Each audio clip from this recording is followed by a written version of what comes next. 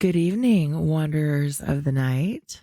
This is Petra, and I'm here to give a shout out to our newest subscribers and supporters of the show. Big shout out to everyone from Buzzsprout, William Tremblay, our longest standing supporter of the show. Also, thank you to Alyssa and LF, supporters from long ago before shout outs began. Thank you also to William Stevens, a new subscriber on Buzzsprout. And from Spotify, thank you sincerely, Mike H. Jett, for your review of the podcast. Always sending you love and positive thoughts and energy. From YouTube, we now have 10 new subscribers, but keep in mind that I can only see your YouTube account name if you've made your subscriptions public. So thanks to 7 of you, plus The Big Moki Show, Randy Hall, and Brian Jacobs. Thank you all so much for your support. Welcome, wanderers of the night, to Petra's Dark and Dreamy, where shadows dance and dreams drift through the twilight. I'm Petra, your guide through this realm where the boundaries of reality blur and the mystical becomes tangible. Tonight, we plunge into the depths of the unknown, exploring stories that shimmer in the darkness and ideas that echo in the silence. So, find a cozy nook, let the world outside fade away, and prepare to embark on a journey where the night is always young and the dreams are endlessly alluring. Are you ready to embrace the dark and the dreamy? Then let's begin.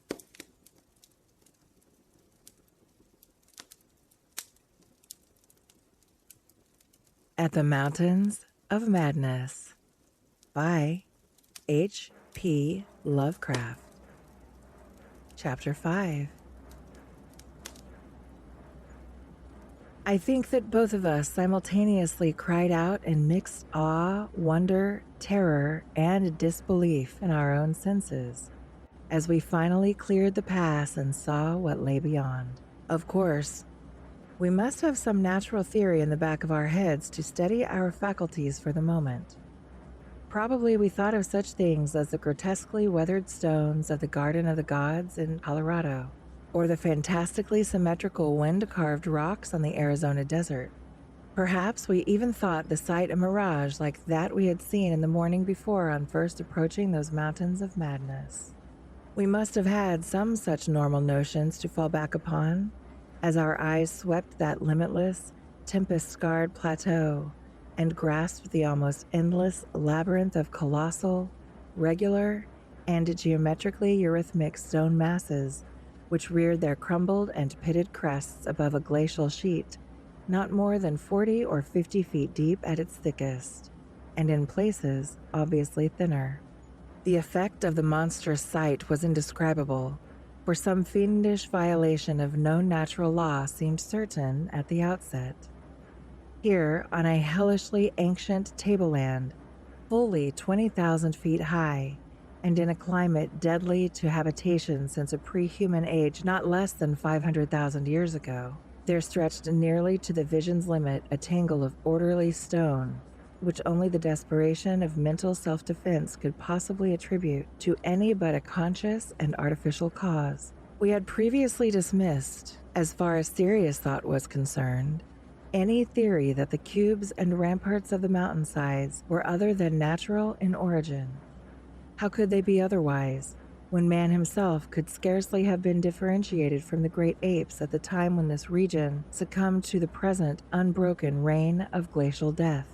Yet now the sway of reason seemed irrefutably shaken, for this cyclopean maze of squared, curved, and angled blocks had features which cut off all comfortable refuge. It was, very clearly, the blasphemous city of the mirage in stark, objective, and ineluctable reality. That damnable portent had had a material basis after all. There had been some horizontal stratum of ice dust in the upper air, and this shocking stone survival had projected its image across the mountains according to the simple laws of reflection. Of course, the phantom had been twisted and exaggerated, and had contained things which the real source did not contain. Yet now, as we saw that real source, we thought it even more hideous and menacing than its distant image. Only the incredible, unhuman massiveness of these vast stone towers and ramparts had saved the frightful thing from utter annihilation in the hundreds of thousands, perhaps millions of years it had brooded there amidst the blasts of a bleak upland. Corona Mundi, roof of the world. All sorts of fantastic phrases sprang to our lips as we looked dizzily down at the unbelievable spectacle. I thought again of the eldritch primal myths that had so persistently haunted me since my first sight of this dead Antarctic world, of the demonic plateau of Ling, of the Migo, or abominable snowmen of the Himalayas, of the Nakadic manuscripts with their pre-human implications, of the Cthulhu cult of the Necronomicon, and of the Hyperborean legends of formless Tathagua and the worse than formless star spawn associated with that semi-entity. For boundless miles in every direction, the thing stretched off with very little fitting. Indeed, as our eyes followed it to the right and left along the base of the low, gradual foothills which separated it from the actual mountain rim, we decided that we could see no thinning at all, except for an interruption at the left of the pass through which we had come. We had merely struck, at random, a limited part of something of incalculable extent. The foothills were more sparsely sprinkled with grotesque stone structures, linking the terrible city to the already familiar cubes and ramparts which evidently formed its mountain outposts. These latter, as well as the queer cave mouths, were as thick on the inner as on the outer sides of the mountains. The nameless stone labyrinth consisted, for the most part, of walls 10 to 150 feet in ice-clear height, and of a thickness varying from 5 to 10 feet. It was composed mostly of prodigious blocks of dark primordial slate, schist, and sandstone. Blocks in many cases as large as 4 by 6 by 8 feet, though in several places it seemed to be carved out of a solid, uneven bedrock of Precambrian slate. The buildings were far from equal in size, there being innumerable honeycomb arrangements of enormous extent, as well as smaller separate structures. The general shape of these things tended to be conical, pyramidal, or terraced, though there were many perfect cylinders, perfect cubes, clusters of cubes, and other rectangular forms, and a peculiar sprinkling of angled edifices whose five-pointed ground plan roughly suggested modern fortifications. The builders had made constant and expert use of the principle of the arch, and domes had probably existed in the city's heyday. The whole tangle was monstrously weathered, and the glacial surface from which the towers projected was strewn with fallen blocks and immemorial debris. Where the glaciation was transparent, we could see the lower parts of the gigantic piles, and notice the ice-preserved stone bridges which connected the different towers at varying distances above the ground. On the exposed walls, we could detect the scarred places where other and higher bridges of the same sort had existed. Closer inspection revealed countless largish windows, some of which were closed with shutters of a petrified material, originally wood, though most gaped open in a sinister and menacing fashion. Many of the ruins, of course, were roofless, and with uneven, though wind-rounded upper edges, whilst others, of a more sharply conical or pyramidal model, or else protected by higher surrounding structures, preserved intact outlines despite the omnipresent crumbling and pitting. With the field glass, we could barely make out what seemed to be sculptural decorations in horizontal bands. Decorations including those curious groups of dots whose presence on the ancient soapstones now assumed a vastly larger significance. In many places, the buildings were totally ruined and the ice sheet deeply riven from various geologic causes. In other places, the stonework was worn down to the very level of the glaciation. One broad swath, extending from the plateau's interior to a cleft in the foothills about a mile to the left of the pass we had traversed, was wholly free from buildings, and probably represented, we concluded, the course of some great river which in tertiary times, millions of years ago, had poured through the city and into some prodigious subterranean abyss of the Great Barrier Range. Certainly, this was above all a region of caves, gulfs, and underground secrets beyond human penetration. Looking back to our sensations and recalling our dazedness at viewing this monstrous survival from aeons which we had thought pre-human, I could only wonder that we preserved the semblance of equilibrium which we did. Of course, we knew that something, chronology, scientific theory, or our own consciousness, was woefully awry. Yet we kept enough poise to guide the plane, observe many things quite minutely, and take a careful series of photographs which may yet serve both us and the world in good stead. In my case, ingrained scientific habit may have helped, for above all my bewilderment and sense of menace, there burned a dominant curiosity to fathom more of this age-old secret, to know what sort of beings had built and lived in this incalculably gigantic place, and what relation to the general world of its time, or of other times so unique a concentration of life could have had. For this place could be no ordinary city. It must have formed the primary nucleus and center of some archaic and unbelievable chapter of Earth's history whose outward ramifications, recalled only dimly in the most obscure and distorted myths, had vanished utterly amidst the chaos of terrene convulsions, long before any human race we know had shambled out of apedom. Here sprawled a Paleogean megalopolis, compared with which the fabled Atlantis, Lemuria, Comorium, and Uzaldarum, and Olathi in the land of Lomar are recent things of today, not even of yesterday. A megalopolis ranking with such whispered pre-human blasphemies as Volusia, Ghalia, Ib in the land of Mnar, and the nameless city of Arabia Deserta. Arabia Deserta. As we flew above that tangle of stark Titan towers, my imagination sometimes escaped all bounds and roved aimlessly in realms of fantastic associations, even weaving links betwixt this lost world and some of my own wildest dreams concerning the mad horror at the camp. The plane's fuel tank, in the interest of greater lightness, had been only partly filled, hence we now had to exert caution in our explorations. Even so, however, we covered an enormous extent of ground, or rather air, after swooping down to a level where the wind became virtually negligible. There seemed to be no limit to the mountain range, or to the length of the frightful stone city which bordered its inner foothills. 50 miles of flight in each direction shewed no major change in the labyrinth of rock and masonry that clawed up corpse-like through the eternal ice.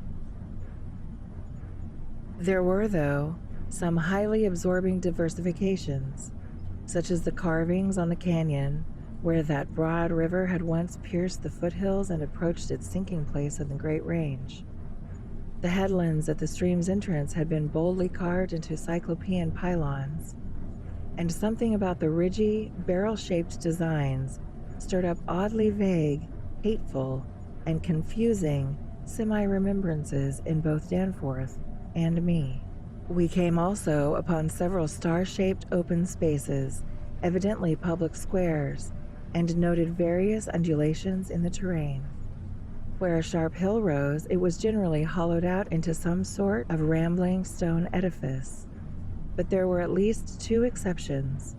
Of these latter, one was too badly weathered to disclose what had been on the jutting eminence, while the other still bore a fantastic conical monument carved out of the solid rock and roughly resembling such things as the well-known snake tomb in the ancient valley of Petra. Flying inland from the mountains, we discovered that the city was not of infinite width, even though its length along the foothills seemed endless. After about 30 miles, the grotesque stone buildings began to thin out, and in 10 more miles we came to an unbroken waste, virtually without signs of sentient artifice. The course of the river beyond the city seemed marked by a broad, depressed line, while the sand assumed a somewhat greater ruggedness, seeming to slope slightly upward as it receded in the mist-hazed west. Can you see me getting sleepy? So far, we had made no landing, Yet to leave the plateau without an attempt at entering some of the monstrous structures would have been inconceivable. Accordingly, we decided to find a smooth place on the foothills near our navigable pass, there grounding the plane and preparing to do some exploration on foot. Though these gradual slopes were partly covered with a scattering of ruins, low flying soon disclosed an ample number of possible landing places. Selecting that nearest to the pass, since our next flight would be across the Great Range and back to camp, we succeeded about 12:30 p.m. in coming down on a smooth, hard snowfield, wholly devoid of obstacles and well adapted to a swift and favorable takeoff later on. It did not seem necessary to protect the plane with a snowbanking for so brief a time and in so comfortable an absence of high winds at this level. Hence, we merely saw that the landing skis were safely lodged and that the vital parts of the mechanism were guarded against the cold. For our foot journey, we discarded the heaviest of our flying furs and took with us a small outfit consisting of pocket compass, hand camera, light provisions, voluminous notebooks and paper, geologist's hammer and chisel, specimen bags, coil of climbing rope, and powerful electric torches with extra batteries. This equipment having been carried in the plane on the chance that we might be able to effect a landing, take ground pictures, make drawings and topographical sketches, and obtain rock specimens from some bare slope, outcropping, or mountain cave. Fortunately, we had a supply of extra paper to tear up, place in a spare specimen bag, and use on the ancient principle of hare and hounds for marking our course in any interior mazes we might be able to penetrate. This had been brought in case we found some cave system with air quiet enough to allow such a rapid and easy method in place of the usual rock chipping method of trailblazing. Walking cautiously downhill over the crusted snow toward the stupendous stone labyrinth that loomed against the opalescent west, we felt almost as keen in a sense of imminent marvels as we had felt on approaching the unfathomed mountain pass 4 hours previously.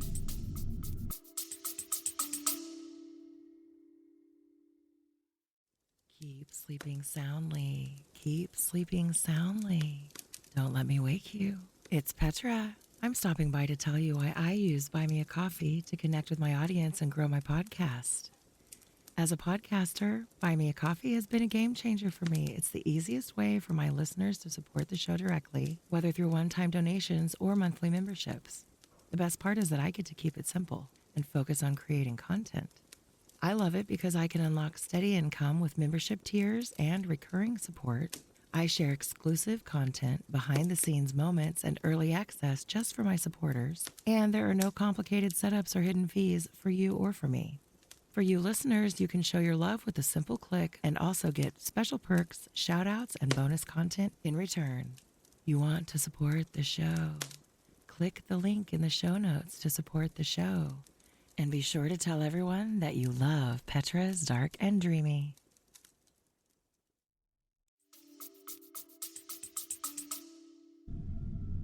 True, we had become visually familiar with the incredible secret concealed by the barrier peaks. Yet the prospect of actually entering primordial walls reared by conscious beings, perhaps millions of years ago, before any known race of men could have existed, was nonetheless awesome and potentially terrible in its implications of cosmic abnormality. Though the thinness of the air at this prodigious altitude made exertion somewhat more difficult than usual, both Danforth and I found ourselves bearing up very well and felt equal to almost any task which might fall to our lot. It took only a few steps to bring us to a shapeless ruin, worn level with the snow, while 10 or 15 rods farther on there was a huge roofless rampart still complete in its gigantic, 5-pointed outline, and rising to an irregular height of 10 or 11 feet. For this latter we headed, and when at last we were able actually to touch its weathered cyclopean blocks, we felt that we had established an unprecedented and almost blasphemous link with forgotten aeons normally closed to our species. This rampart, shaped like a star and perhaps 300 feet from point to point, was built of Jurassic sandstone blocks of irregular size, averaging 6 by 8 feet in surface. There was a row of arched loopholes or windows about 4 feet wide and 5 feet high, spaced quite symmetrically along the points of the star and at its inner angles, and with the bottoms about 4 feet from the glaciated surface. Looking through these, we could see that the masonry was fully 5 feet thick, that there were no partitions remaining within, and that there were traces of banded carvings or bas-reliefs on the interior walls. Facts we had indeed guessed before when flying low over this rampart and others like it. Though lower parts must have originally existed, all traces of such things were now wholly obscured by the deep layer of ice and snow at this point. We crawled through one of the windows and vainly tried to decipher the nearly effaced mural designs, but did not attempt to disturb the glaciated floor. Our orientation flights had indicated that many buildings in the city proper were less ice-choked, and that we might perhaps find wholly clear interiors leading down to the true ground level if we entered those structures still roofed at the top. Before we left the rampart, we photographed it carefully and studied its mortarless, cyclopean masonry with complete bewilderment. We wished that Pabodie were present, for his engineering knowledge might have helped us guess how such titanic blocks could have been handled in that unbelievably remote age when the city and its outskirts were built up. The half-mile walk downhill to the actual city, with the upper wind shrieking vainly and savagely through the skyward peaks in the background, was something whose smallest details will always remain engraved on my mind. Only in fantastic nightmares could any human beings but Danforth and me conceive such optical effects. Between us and the churning vapors of the west lay that monstrous tangle of dark stone towers, its outre and incredible forms impressing us afresh at every new angle of vision. It was a mirage in solid stone, and were it not for the photographs, I would still doubt that such a thing could be. The general type of masonry was identical with that of the rampart we had examined, but the extravagant shapes which this masonry took in its urban manifestations were past all description. Even the pictures illustrate only one or two phases of its infinite bizarrerie, endless variety, preternatural massiveness, and utterly alien exoticism. There were geometrical forms for which an Euclid could scarcely find a name, cones of all degrees of irregularity and truncation, terraces of every sort of provocative disproportion, shafts with odd, bulbous enlargements, that's what she said, broken columns in curious groups, and five-pointed or five-ridged arrangements of mad grotesqueness. As we drew nearer, we could see beneath certain transparent parts of the ice sheet and detect some of the tubular stone bridges that connected the crazily sprinkled structures at various heights. Of orderly streets there seemed to be none, the only broad open swath being a mile to the left, where the ancient river had doubtless flowed through the town into the mountains. Our field glasses shewed the external horizontal bands of nearly effaced sculptures and dot groups to be very prevalent, and we could half imagine what the city must once have looked like, even though most of the roofs and tower tops had necessarily perished. As a whole, it had been a complex tangle of twisted lanes and alleys, all of them deep canyons, and some little better than tunnels because of the overhanging masonry or overarching bridges. Now, outspread below us, it loomed like a dream fantasy against a westward mist, through whose northern end the low, reddish Antarctic sun of early afternoon was struggling to shine. And when for a moment that sun encountered a denser obstruction and plunged the scene into temporary shadow, the effect was subtly menacing in a way I can never hope to depict. Even the faint howling and piping of the unfelt wind in the great mountain passes behind us took on a wilder note of purposeful malignity. The last stage of our descent to the town was unusually steep and abrupt, and a rock outcropping at the edge where the grade changed led us to think that an artificial terrace had once existed there. Under the glaciation, we believed, there must be a flight of steps or its equivalent. When at last we plunged into the labyrinthine town itself, clambering over fallen masonry and shrinking from the oppressive nearness and dwarfing height of omnipresent crumbling and pitted walls, our sensations again became such that I marvel at the amount of self-control we retained. Danforth was frankly jumpy, and began making some offensively irrelevant speculations about the horror at the camp, which I resented all the more because I could not help sharing certain conclusions forced upon us by many features of this morbid survival from nightmare antiquity. The speculations worked on his imagination too, for in one place where a debris-littered alley turned a sharp corner, he insisted that he saw faint traces of ground markings which he did not like, whilst elsewhere he stopped to listen to a subtle, imaginary sound from some undefined point. A muffled musical piping, he said, not unlike that of the wind in the mountain caves, yet somehow disturbingly different. The ceaseless five-pointedness of the surrounding architecture and of the few distinguishable mural arabesques had a dimly sinister suggestiveness we could not escape, and gave us a touch of terrible subconscious certainty concerning the primal entities which had reared and dwelt in this unhallowed place. Nevertheless, our scientific and adventurous souls were not wholly dead, and we mechanically carried out our program of chipping specimens from all the different rock types represented in the masonry. We wished a rather full set in order to draw better conclusions regarding the age of the place. Nothing in the great outer walls seemed to date from later than the Jurassic and Comanchean periods, nor was any piece of stone and the entire place of a greater recency than the Pliocene age.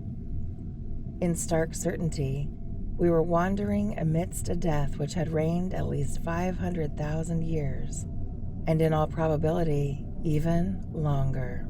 As we proceeded through this maze of stone-shadowed twilight, we stopped at all available apertures to study interiors and investigate entrance possibilities. Some were above our reach, whilst others led only into ice-choked ruins as unroofed and barren as the rampart on the hill. One, though, spacious and inviting, opened on a seemingly bottomless abyss without visible means of descent. Now and then we had a chance to study the petrified wood of a surviving shutter, and were impressed by the fabulous antiquity implied in the still discernible grain. These things had come from Mesozoic gymnosperms and conifers, especially Cretaceous cycads, and from fan palms and early angiosperms of plainly tertiary date. Nothing definitely later than the Pliocene could be discovered. In the placing of these shutters, whose edges shewed the former presence of queer and long-vanished hinges, usage seemed to be varied, some being on the outer and some on the inner side of the deep embrasures. They seemed to have become wedged in place, thus surviving the rusting of their former and probably metallic fixtures and fastenings. After a time, we came across a row of windows in the bulges of a colossal five-ridged cone of undamaged apex, which led into a vast, well-preserved room with stone flooring. But these were too high in the room to permit of descent without a rope. We had a rope with us, but did not wish to bother with this 20-foot drop unless obliged to, especially in this thin plateau air where great demands were made upon the heart action. This enormous room was probably a hall or concourse of some sort, and our electric torches showed bold, distinct, and potentially startling sculptures, arranged round the walls in broad, horizontal bands, separated by equally broad strips of conventional arabesques. We took careful note of this spot, planning to enter here unless a more easily gained interior were encountered. Finally, though, we did encounter exactly the opening we wished, an archway about 6 feet wide and 10 feet high, marking the former end of an aerial bridge which had spanned an alley about 5 feet above the present level of glaciation. These archways, of course, were flush with upper-story floors, and in this case one of the floors still existed. The building thus accessible was a series of rectangular terraces on our left facing westward. That across the alley, where the other archway yawned, was a decrepit cylinder with no windows and with a curious bulge about 10 feet above the aperture. It was totally dark inside, and the archway seemed to open on a well of illimitable emptiness. Heaped debris made the entrance to the vast left-hand building doubly easy. Yet, for a moment we hesitated before taking advantage of the long-wished chance. For though we had penetrated into this tangle of archaic mystery, it required fresh resolution to carry us actually inside a complete and surviving building of a fabulous elder world whose nature was becoming more and more hideously plain to us. In the end, however, we made the plunge and scrambled up over the rubble into the gaping embrasure. The floor beyond was of great slate slabs and seemed to form the outlet of a long, high corridor with sculptured walls. Observing the many inner archways which led off from it, and realizing the probable complexity of the nest of apartments within, we decided that we must begin our system of hare and hound trailblazing. Hitherto, our compasses, together with frequent glimpses of the vast mountain range between the towers in our rear, had been enough to prevent our losing our way. But from now on, the artificial substitute would be necessary. Accordingly, we reduced our extra paper to shreds of suitable size, placed these in a bag to be carried by Danforth, and prepared to use them as economically as safety would allow.